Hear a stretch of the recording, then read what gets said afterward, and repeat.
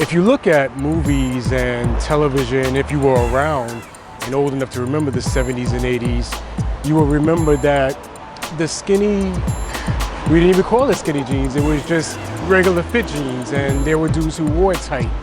There were dudes, even entertainers like Curtis Blow and Melly Mel, who wore them, the leather.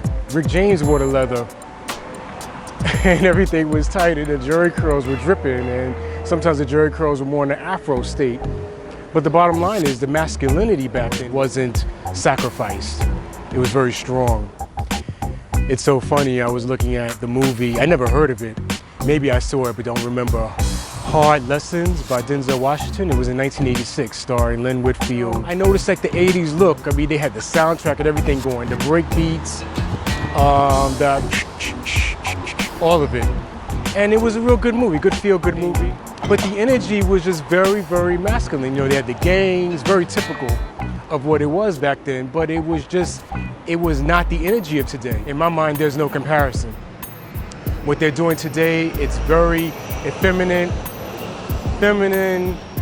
It's like, I mean, you know, you have masculine dudes that do it, but it's not the same back then. I mean, you didn't see it. The whole culture was just different back then in the 70s, 80s, and early 90s. So the bottom line is he had these jerry curls, and he was sitting there to cut off, you know, shirt back in the day. And I was just like, you know, he was total badass.